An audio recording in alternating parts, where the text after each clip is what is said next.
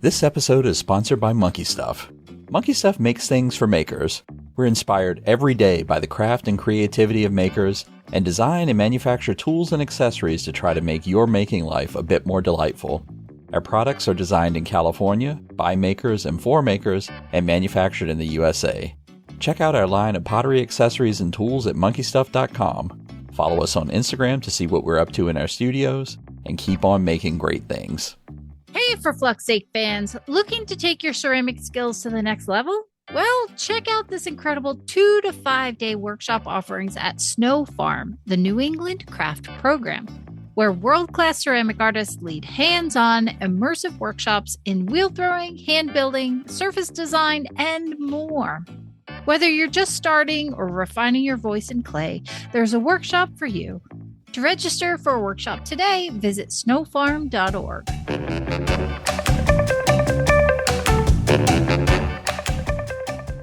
Hello, my name is Kathy King, and welcome to the For Flux Sake podcast. I'm coming to you from the Harvard Ceramics program in our fair city, Allston, Massachusetts. I'm here with Rose and Matt Katz of the world-famous Ceramic Materials Workshop, and they are ready to answer your burning questions about clay and glaze.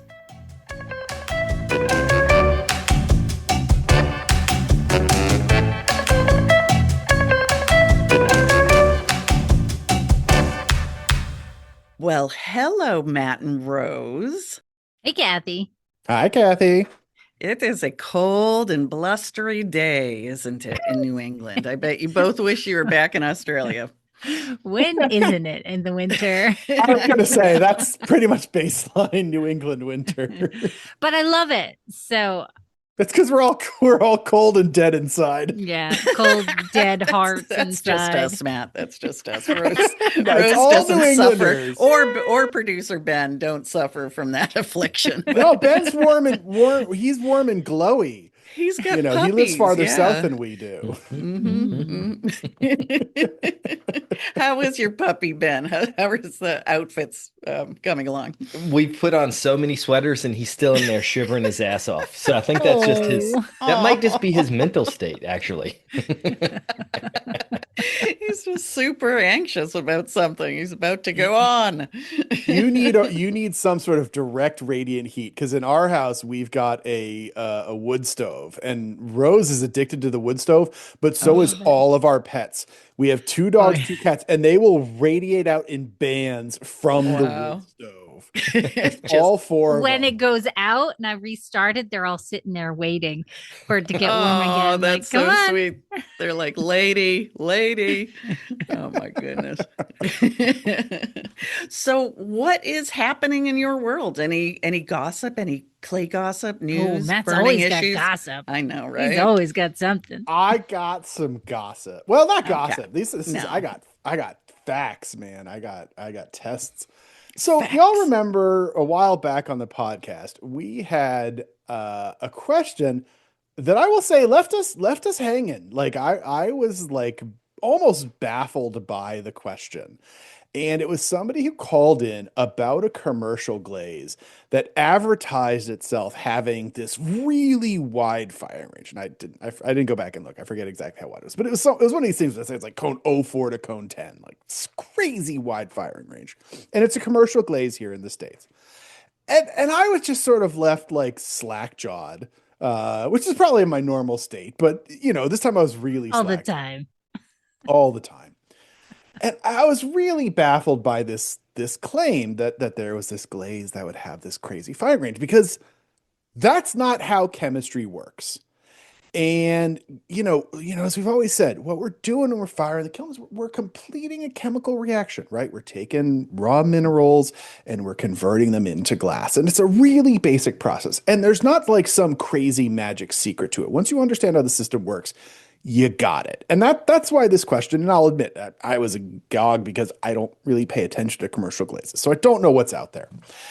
And so I was really sort of like baffled to this. And all I could say is like, I can't imagine that that's how this glaze actually works.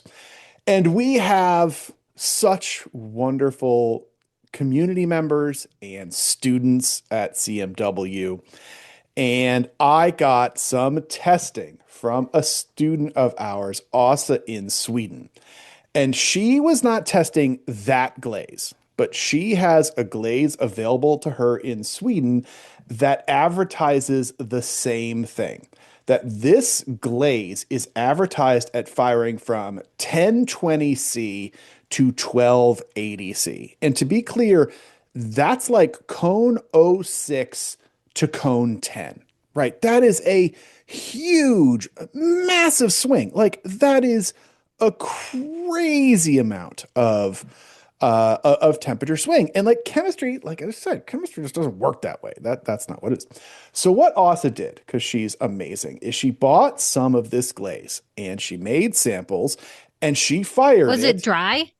Was it dry It's when she I bought think it? it's a wet prepared glaze, if I'm not wrong. I think it was wet, so like bottled glaze. And what she did is she took it and she fired it at all of the temperatures. And so she did 1020, Smart. 1060, 1100, 1140, 1180, 1220, 1260, and 1280. So she really covered the entire range of it. And what she found by doing this is, drum roll, exactly what I said. I don't think Zoom will let you do that. No, it probably blocked out my drum roll. We'll have to add producer Ben throwing a drum roll. It's exactly what I said. Glaze does not have that firing range. They are 100%, at least for this one that Asa tested, they are 100% being real flexible on their definitions of firing temperatures. So And was from- like the lower end kind of more matte and then it got It was. progressively shiny? Yeah, it was Glossy. more matte. It also, the interesting thing is, like you saw, there's a lot of brush marks and lumps in the glaze At the lower temperatures? at the lower temperatures, right? Oh, And interesting. those are the things that when a glaze melts, those things go away. Like you might still see thickness variations, but you should not have like a little hump in your glaze where there was a brush mark or extra glaze or anything like that.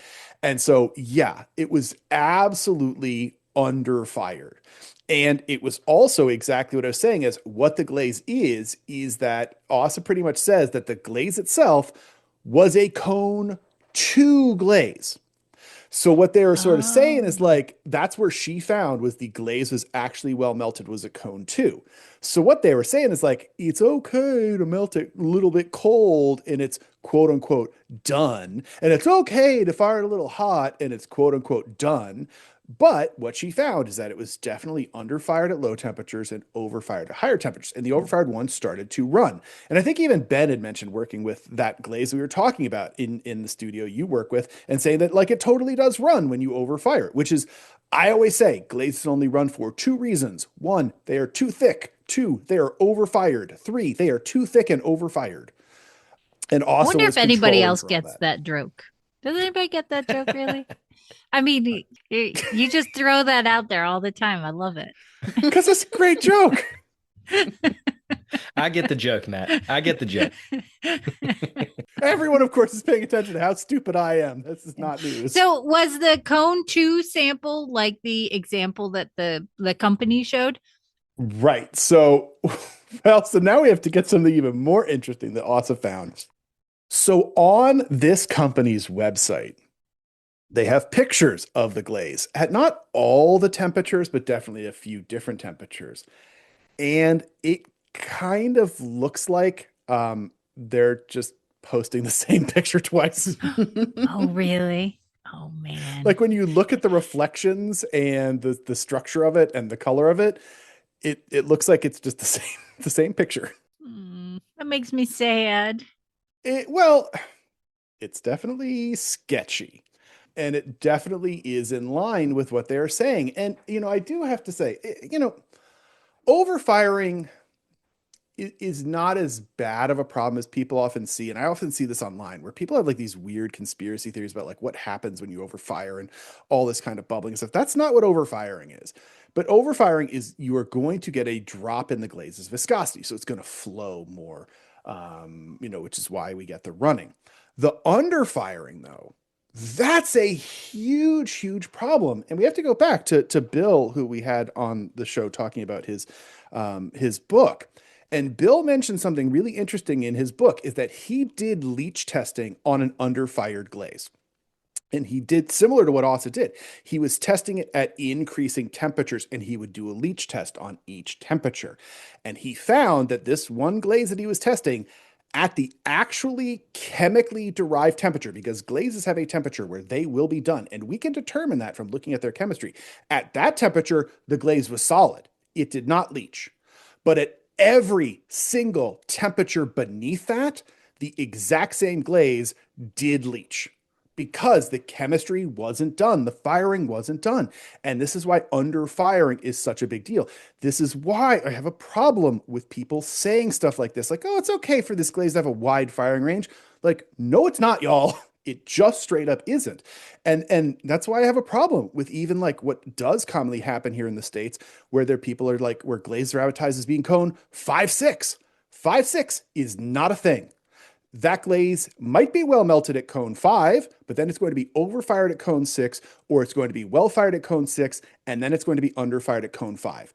Those are different temperatures. There is no such thing as mid temperature. That is just a concept that was made up to sort of like give people a working range, but there is no such thing as 5.6. There is no such thing as glazes with a wide firing range. There are glazes that are under or over fired, and you may be okay with either of those states, but that does not necessarily make it right. And that's what everybody needs to be aware of. Damn it. Just sitting there cutting corners. No, it just seemed like the sentiment needed a damn it at the end of that. Yeah. Just to Prove your drive it point. home. Yeah. All right. Well, I can tell you are filled with energy. So shall we answer a question? What do you think? Huh? Yes. All right. Yeah. So our first question comes from Sharash and from Lexington, Mass. So just down the street from me. That's exciting. And has a question about sieving. Hello, my name is Suresh Sundaram, and I'm a potter based in Lexington, Massachusetts. I apologize if this question has been asked previously. I'm still working through all of your episodes. Every glaze making instruction set that I have seen says to sieve the glaze through a mesh, usually 80 mesh, 2 or even 3 times. Sieving a glaze more than once through the same mesh size seems like a waste of time to me. It is not as if more or less glaze is going to go through the mesh the second time compared to the first, if the mesh size is the same both times.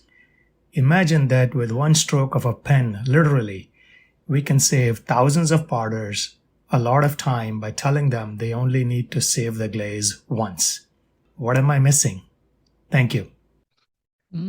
Let my people go. I mean, we could say that.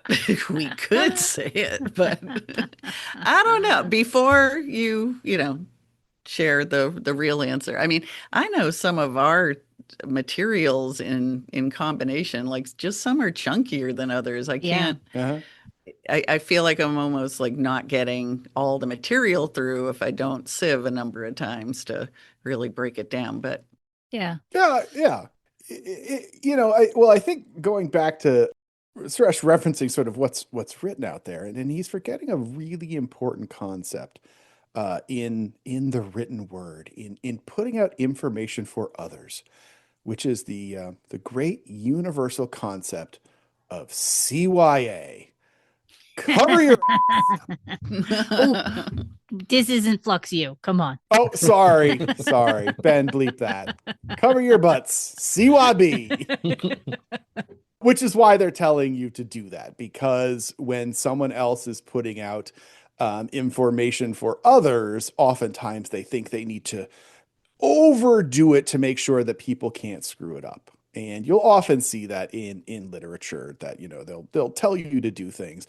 They'll add in bentonite to recipes that don't need bentonite. Why? Because they don't want to hear you whine about that you don't, that your glaze. Hey, you've ruined my kiln shelf because it ran. Mhm. Right. That kind of stuff. I mean, here's the real one. Pop quiz for Rose. Rose, how often do I sieve? There's only one exception. One exception for sieving, and that is zinc. Yeah. But otherwise we do mechanical mixing. Like we could sieve, but mechanical mixing kind of eliminates that. But we do mechanical mix and sieve zinc typically. Yeah. Wait, what is And what Rose is mechanical saying. mixing? What do you mean mechanical That- mixing? So- Rose just nerded hard. Anything not mixing with your hand. So Oh, a drill, like with the a drill, okay. a immersion blender, a We use milkshake mixers. mixer. We use Oh, milkshake so you're mixers. saying if you do that, you don't have to sieve?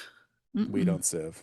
We don't Wow. Well, you Yeah. don't sieve. Yeah. well, except Well, for that's zinc. different. Zinc is the only Yeah. one that we sieve.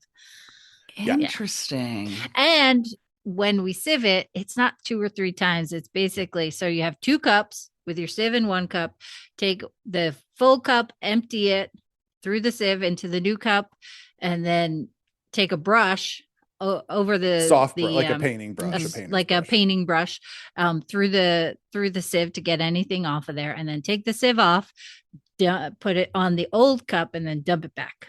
I That's get all we that do. for a test or the sizes you're working with, but I've got a 5-gallon bucket here. So That's what I would does do that for change the game? Yeah. Yeah. That's the difference between what Rose is saying. If you had a very high intensity mixer for large volumes, you would also not have to sieve. Is sieving bad? No, it's fine. But again, I think people overestimate what the purpose of sieving is, and sort of where Sharessa's question is sort of like, how much do you have to sieve is sort of tied into that. But for us, yes, we work mostly in glaze tests, which are smaller sizes, and we use a very intense mixer. And we have to go back to what is the point of the sieve? The sieve's job is to catch what we call agglomerates, or as the rest of the world would call chunks, right? Well, we use pretty pure material. It's stored super well, and we don't have material that is clumpy, except for some materials which naturally do it, like zinc. Zinc will just clump up sitting in the bucket, in the bag, wherever you have it. And so no matter how hard you mix it, it is oftentimes that the zinc will still remain clumpy with that intense mixer. So in that case, and it is a rule in the workshop, that if you have a glaze with zinc, it must be sieved. And yeah, Rose is right. We only use a 60 mesh sieve. The next one is, what mesh size to use. And you see people with all sorts of things. We only use 60. 100 or 120. Hit my head against the wall. 120. I was told, I was trained to use an 80, and that was like your go-to, and that's what I've always used. Oh, that's interesting. I was always told is 60. Really? We always use I 60. I own a 60. Okay. Well, we have to go back to what is mesh. Okay, so mesh sizes, when you hear this term mesh, what they are talking about is when you have something that's 60 mesh, there are 60 holes in 1 square inch. That is exactly what 60 mesh means. So 120, there's 120 holes in 1 square inch. The differences between 60 and 80 are really negligible. Like I have a sheet here. I won't pull it up, but I literally have a sheet here talking about how big those holes are. And they're really tiny. And so is the difference between 60 and 80 going to make that much of a difference? No. And it's definitely going to slow down how fast that glaze goes through the sieve, because it's really just there to catch the chunks. If you've got chunks that are bigger than 60 mesh, you've got problems. Like that is going to be a problem anyway. So as long as we'll go through 60 mesh, it's fine, because we have to go back to the actual size of our materials, which is the thing that we often miss. Right, we buy feldspars for glazes at generally somewhere between 250 and 325 mesh. So 1/4 the size of a 60 mesh sieve. And again, that is the largest size. When something is called 325 mesh, that means everything in that bag went through a 325 mesh screen. So it has to be smaller than that already. And so we've got feldspars and silica. Those are all within those mesh sizes. And then you've got kaolins. And kaolins are even smaller than feldspars. Kaolins are insanely small materials. So if they are agglomerating, we use the mechanical mixer. And what those high-speed mixers do is they just tear apart any agglomerates. They just can't hold on because it's just moving so fast. And then if it is something that's naturally clumpy like zinc, then you use the sieve. And Rose is right. We use a coarser sieve at 60. And then the brush technique, I forget, the brush was not ours. Somebody showed that. No, somebody showed that to us. I never forget who. Was it one of our old assistants, I think, might have started doing it. Yeah. But yeah, we would always use a spatula, but then she showed us that, and it was like, oh my God, that's like not damaging our sieve, not like pushing and making the holes bigger, and like extended the life of our sieve. Yeah. And so you can bring in a little bit of water and then you wash off anything that's stuck behind because you just wet the brush and it's soft and it's easy and it'll just push it through. And Rose is right. We do sieve twice, but that's only because when we mix our glazes, we label on one container and we mix it in that one container. So we sieve it into an unlabeled container. And the only reason why we sieve it a second time is just because we've got to pour it back into the original container anyway, because that's the one that's labeled. And the sieve's dirty already, so you might as well the sieve's dirty. do it again. Just do it again. Yeah. And you do see sieves in industry. I mean, you see like in industry, they do sieve, but they're sieving for a different reason. They're not sieving for large conglomerates. They're sieving for like metal particles coming from machinery. And they have usually those sieves will have a magnet that their glazes pass through that catch anything that's metal that could damage further equipment down the line. So yeah, I was going to say the one time that sieving's super important for us is, we have all our 5-gallon buckets on. They're basically like rolling planter holders, and in the case that maybe once a semester this happens, someone tips over one of those buckets. We have 2 giant clean dustpans that whatever staff's closest goes up, scoops up the glaze to get it back in the bucket, and then we go sieve it to try and save it. And but in just like that few minutes that it's on the floor, the things we have found, I think we found a fingernail, definitely hair. Ooh. And yeah, there was a lot of biohazard in that, on that floor. I don't know what people are doing. Not to lick the floors in the Harvard they're just studio.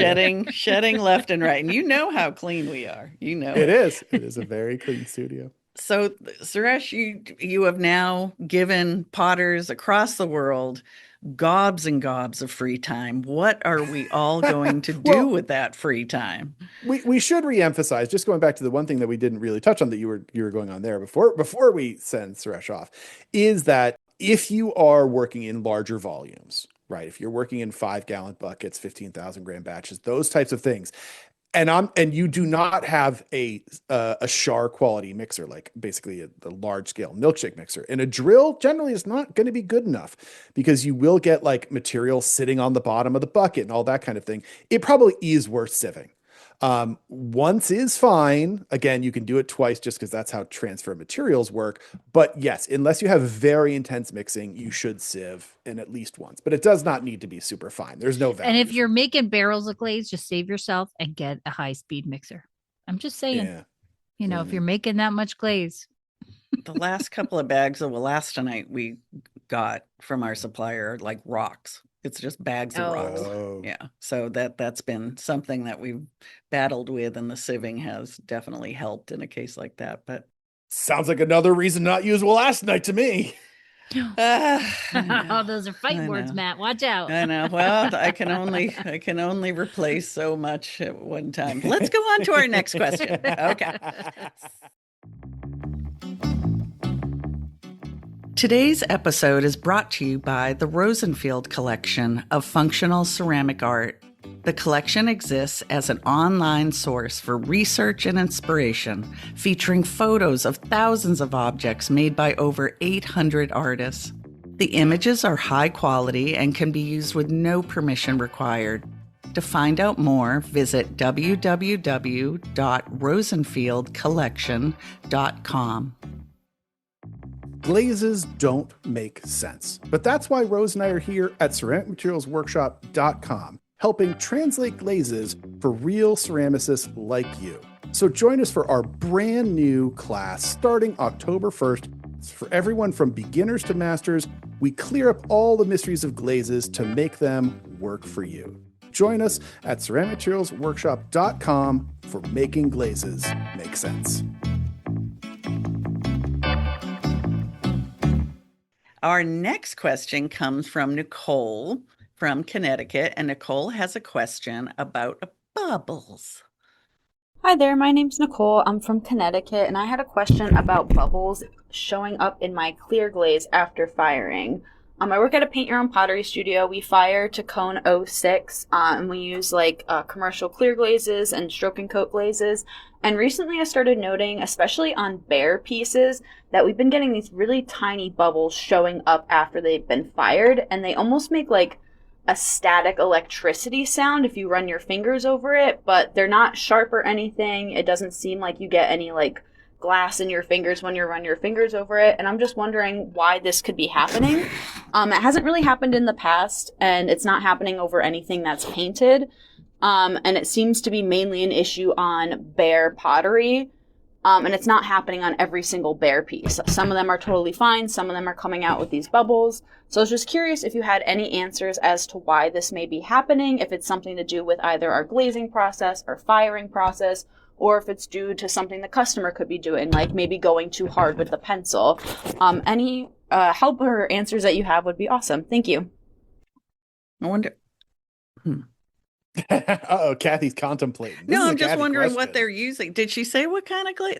Is it something they She mix? said the generic names. Oh, okay. She said stroke and coat and that sort of stuff. Yeah, commercial glazes. I don't know. I thought that stuff was just dependable beyond belief. Oh, I see. We've got a photo, a reference photo. Oh, so tiny little bubbles. Yeah. Oh, and that makes sense for the static electricity. So you are popping those bubbles as you run over. That's what I was going to say. 100%. Don't run your hands over that. It's probably a good idea. Yeah, that static electricity sound is I've heard it many times. That is popping tiny bubbles. And it is, you might not feel it like glass shards in your finger, but you're getting glass shards in your finger. Oh no. So it's not on the painted areas, it's just on the body. Is it something to do with their bisque? My question is, in the paint your owns, a lot of the time, you guys want the dirty secrets of paint your own pottery, is oh yeah, most of that product is just bought at wholesale. It's usually just imported Chinese bisqueware. Yeah, that's a questioning if they were making their own and bisquing it or they're bringing it in. It's almost all, there's actually huge business in importing pre-made bisque forms from China. There are ones that make their own, but it's that's not a common thing. So she said it happens sometimes and not others, and it may be with the clay body in and of itself. That's my thinking. Because we talk about how different clay bodies have different absorption rates and how that can give you different particle packing. That would definitely cause, it looks like a particle packing issue. Because it looks from the picture she sent, it's like not happening on where the underglazes are and just on the naked body. So that makes me go, oh, well then, yeah, it's totally the way the glaze is packing on the raw clay versus the underglaze, which essentially just acting like another clay body. But we've talked about this before of why you'll get different coatings on underglaze versus raw clays, because they have different absorption rates. And so you definitely can have that.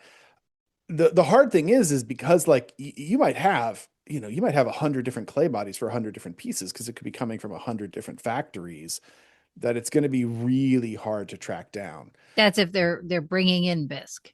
Yeah. She mentioned they're firing to cone 06. That sounds for the glaze. But that sounds pretty cold. Lots of glazes have bubbles. In fact, all glazes have bubbles. It's a question of whether they pop and heal before the end of the firing. And we've dealt with this before. Like cone 04 is actually a pretty easy temperature to achieve chemically. But the crazy thing about glaze chemistry and temperature is that as soon as you go under cone 04, it becomes really hard to get glazes that actually melt at those temperatures. We talked about this with our glow in the dark glaze. Like our glow in the dark glaze, the designing that glaze, the hard part was not the glowing part. The glowing part is just a glow in the dark powder.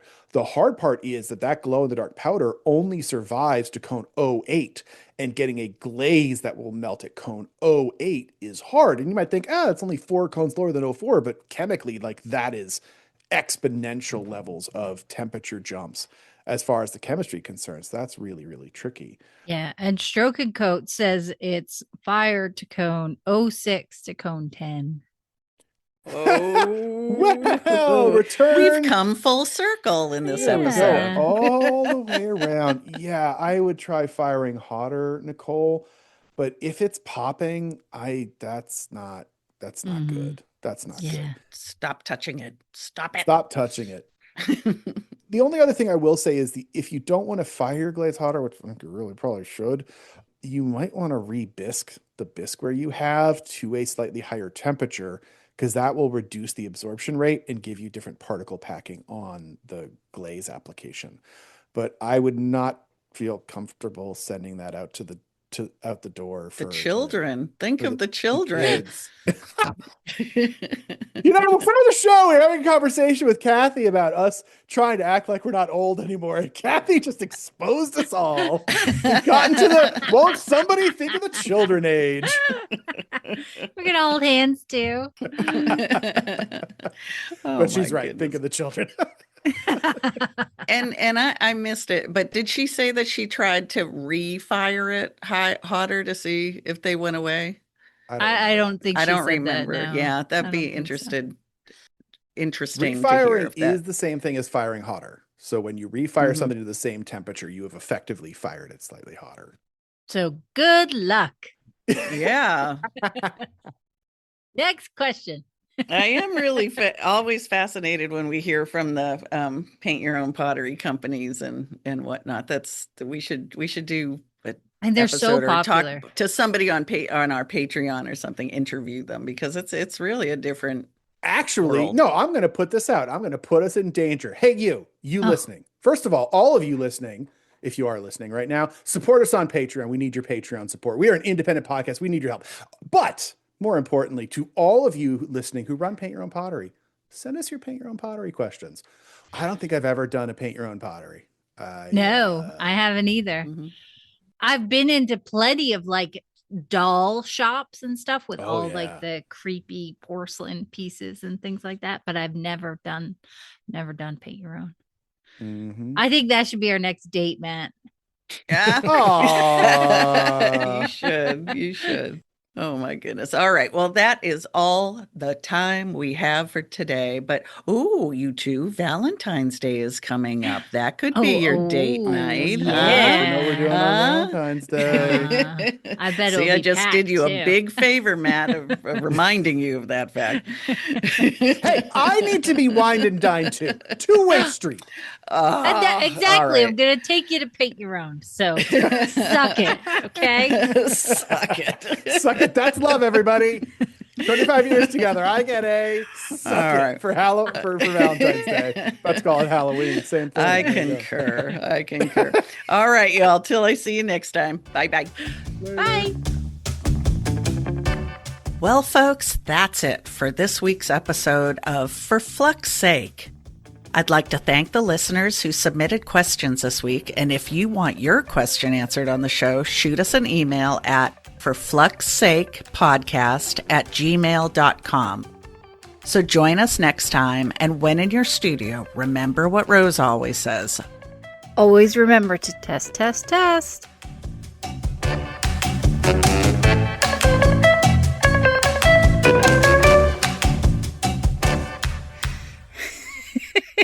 This is a test of the emergency glaze system. Beep. Hey, For Flux Sake friends, wish you could hang with us a little more each month? Well, you can come join us at our For Flux Sake fan club on Patreon. You'll get discounts on our new merch, chances to chat with us during live hangouts, and extra episodes just for you. Find us at patreon.com/For Flux Sake podcast. We'd love to see you there.